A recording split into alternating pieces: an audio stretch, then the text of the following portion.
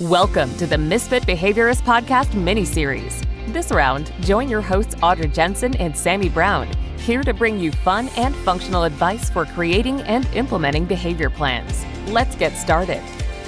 Welcome back to the Misfit Behaviorists Podcast. The Misfit here and the Behaviorist over there. Today's our final episode, me and Sami doing the FBA Mini-Series, and we're closing the loop on everything we've talked about so far. Because even when we have that best behavior plan, it's not going to work unless we track it, unless we check on it, unless we tweak it when it's needed. So today is all about that final data collection, fidelity checklist, and why that's important, mastery, and follow-up. So that's what we are doing today. So I have 6 quick points that I want to talk about.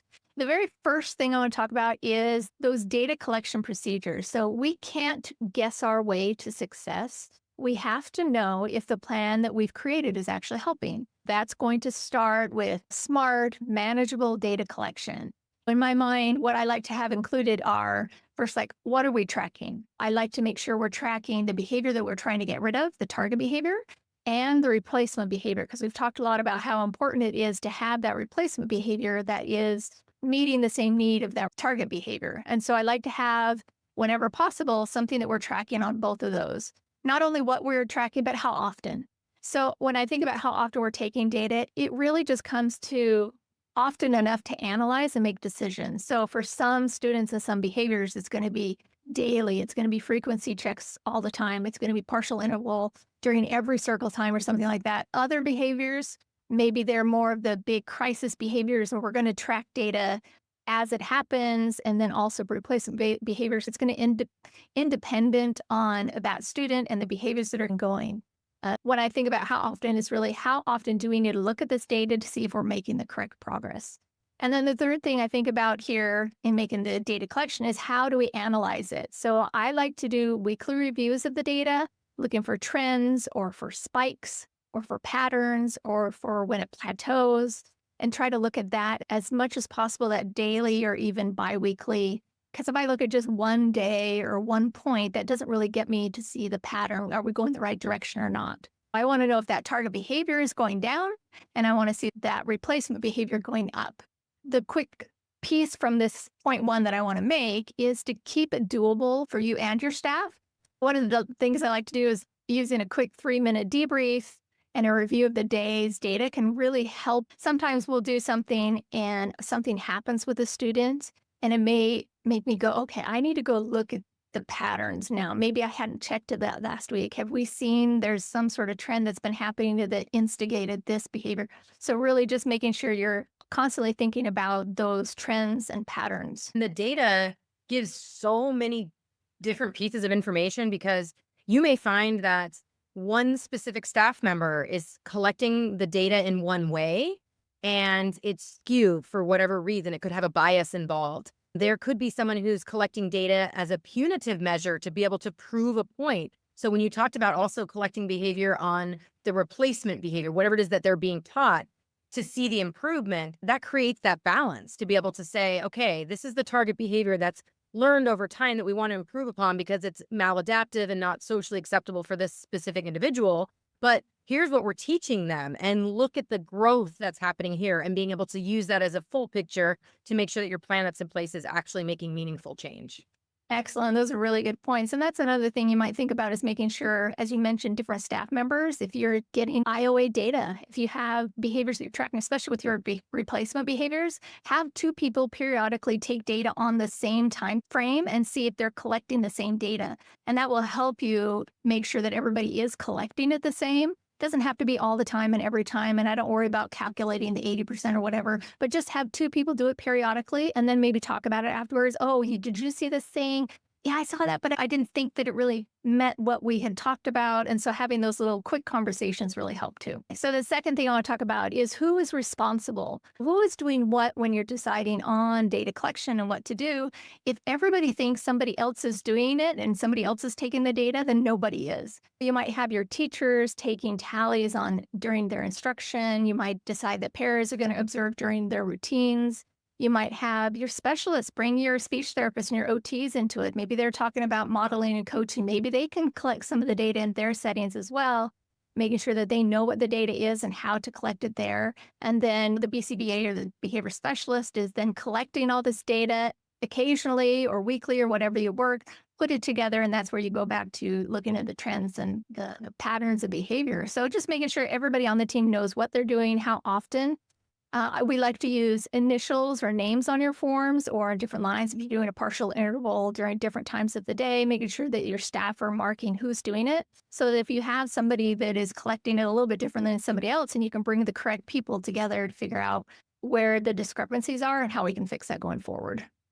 And we used to always joke too, it's really important that every single member of the team knows how to collect the data and is involved in the process, because you might have one para who that's their jam. They love it. And so everyone else is allowing them to do it.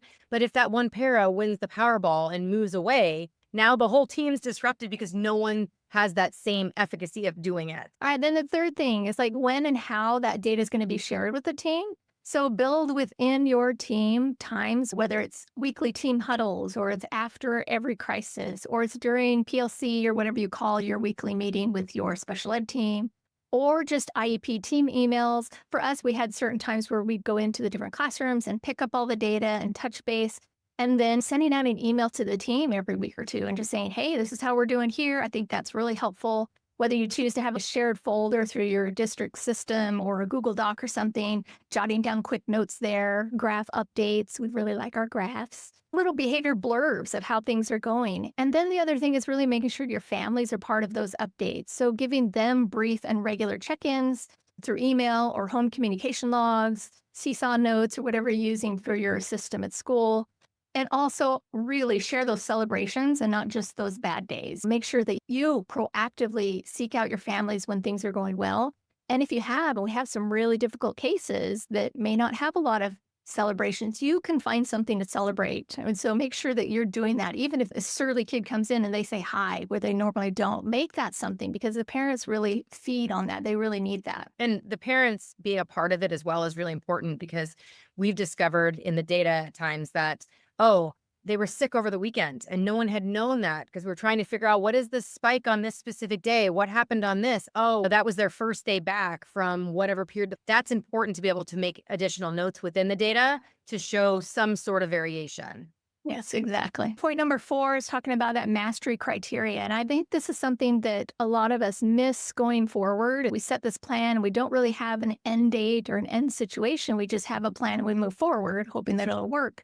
I think it's really important we think from the very beginning, what would we consider mastery, that this behavior plan is no longer needed for this particular student and this behavior. We need a finish line. Otherwise, I've heard it say we're running a marathon on a treadmill and it's just constantly going. Plus, it's no fun.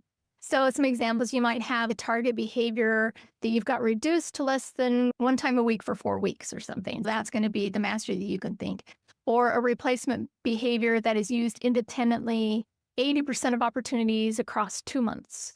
Or a student completing a full routine 5 days in a row with no escalation. Or this is one we've used a lot, no target behavior or reduced enough per your agreement of the team for 6 weeks. Whatever it is that fits that particular student and behavior, make sure you have that end state. I always like to keep in mind is this particular student may not be ready for a neurologically typical student, the same behavior, but always have that in mind. What are your neurotypical students doing with this behavior, this replacement behavior, and have that in mind. So maybe that's not your end stage right now, but keep that in mind as you create your mastery criteria. Keep that realistic for the student, but always have that final stage in mind. And you often talk about that progress over perfection, whatever that mastery criteria is. It's not going to be the same as just a typical student. When you're setting whatever that benchmark is, there could still be room for improvement from there on, but not making the goalpost. You're going to keep moving it, so to speak. Point number 5 is those fidelity checklists. And this isn't something everybody has in their plan, but I think is really useful. And we've used it over the time that we've been working together and the different students we've worked with. And I think there's 2 different types of fidelity checklists that I've seen and I like to use. And I'm going to create samples for you within the Facebook group and in show notes of the 2 different kinds that we use. One is just your general process checklist. And this is for when you're creating the behavior plan or you're going through the FBA process to make sure at the end you go back and check that we've hit everything that needs to be done to make this a solid plan. Did we define the behavior correctly? Did we figure out what the function is? Do we have a good replacement behavior? Do we have a strong hypothesis statement? Did we include antecedent and consequence strategies? So all of these kind of general things. So I like to have one of those at the very end of the process. And then the other kind of Fidelity checklist is that plan specific for this particular student staff checklist. Our FBAs, our BIPs are many pages long. I like to take everything that we concluded from that, the strategies we came up with, and then create a quick 1 to 2 page summary of that, of what to do at each stage of the day or the behavior, what strategies we came up with. And then I like to have little check boxes so that once a week or something, somebody goes in and looks at all the strategies we came up with. Are we observing that this needed to happen, that this was used? Was it used to Fidelity? And it keeps it in everybody's mind what the plan was and also how we're administering it. A lot of times those documents get written and then they get set aside, and then people are saying, oh, it's not working, or we're still seeing these things. And it's a really good opportunity for a classroom teacher to say, okay, let's pull out one of the Fidelity checklists and make sure that X, Y, and Z is happening. That's exactly what we like to do. So we keep them. At least we do. We keep them in our little folders that have all the data. We keep all of the raw data too, because we'll input the data that we may be seeing, and then we see the trends and stuff. And then some people may shred that original data, but we keep it for quite a long time because we may go back later and say, hey, there was this spike and I don't remember what was going on. And you can go back to the raw data and go, oh, that's right. That was the day that he came in with a sore throat or something, and understand that better. So we keep that for a period of time. The sixth thing is the follow-up and the debrief plan, and making sure that we're revisiting things if things are working and if they're not working. We like to touch base formally each month, or more often if there's more crises. Even a quick 2-minute post-escalation check-in sheet, or just touching base with who was part of that, what worked, what didn't. Those are really crucial in deciding what direction we're going. So we're not just looking at hard data points on a graph, but we're really talking to the people who are there. Because you could have on the data, it shows one thing, and you go talk to the person that says, yeah, it shows that, but he was really stressed out. I could see it in his face, although he wasn't exhibiting the behaviors like he normally does. And I think that's really important to know too. And also, if you have several people within an escalation, to be able to talk to both of them and making sure that, what worked for you, what didn't work, what do you need better next time, what kind of support would help you more. Those are the kind of conversations that's really important. And then on the big ideas, and I think this gets missed a lot, a behavior plan that's part of an IEP, which they obviously are.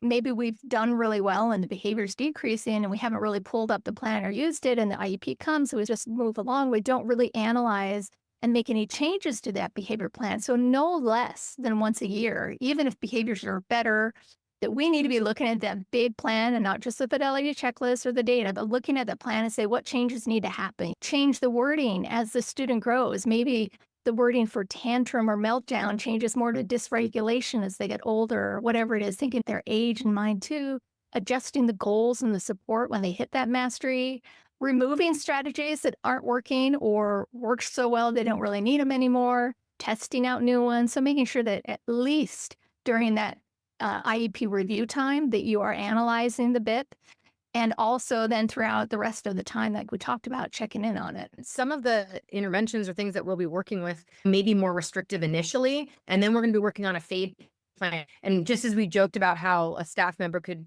when the Powerball, move away, so could a student and their family. And so then that BIP is going to follow with them. And they may start from the very beginning going, okay, this plan came in and we've got to do all these things, not realizing that the growth had already occurred.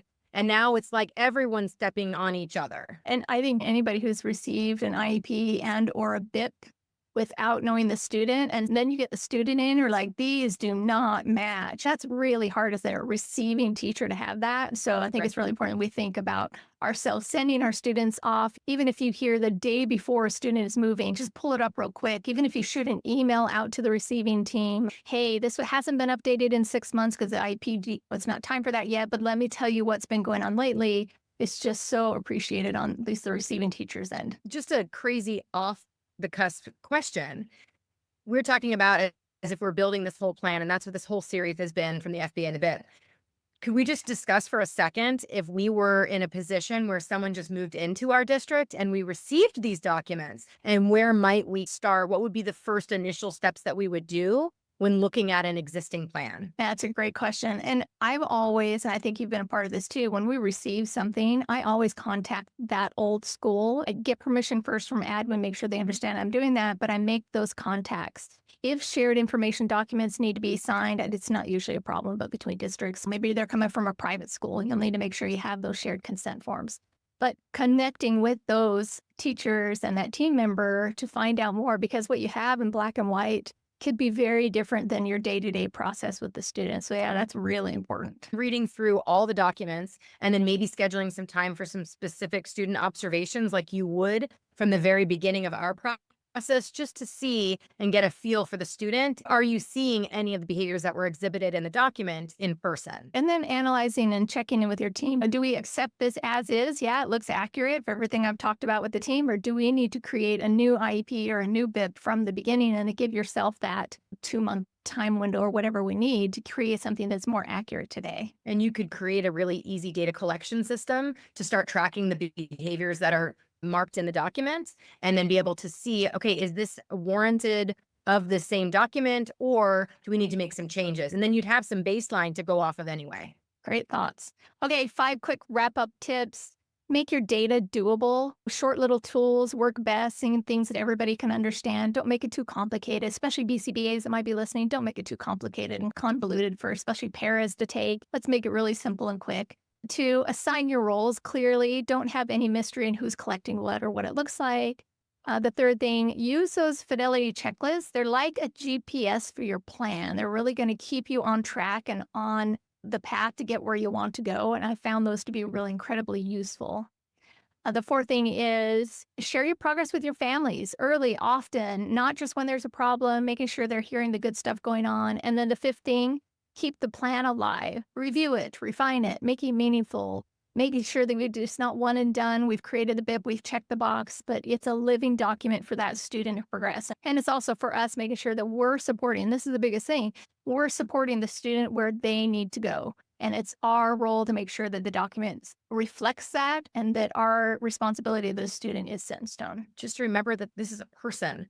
This is a person who's learning and trying to figure things out for themselves. I think that's just a really important part of what we do, is outside of all the papers, we're dealing with people. Yep. So that's it. That wraps up our series. Make sure you check our Facebook group, the Misfit Behaviorists. Grab all the freebies in there. The show notes also have the freebies. Generate ideas for us as we continue to go on with the Misfit Behaviors podcast. We love talking with you, and we will see you guys again soon. Thanks for listening to the Misfit Behaviorists. And be sure to tune in next week for more tips and tricks. Don't forget to subscribe so you don't miss an episode.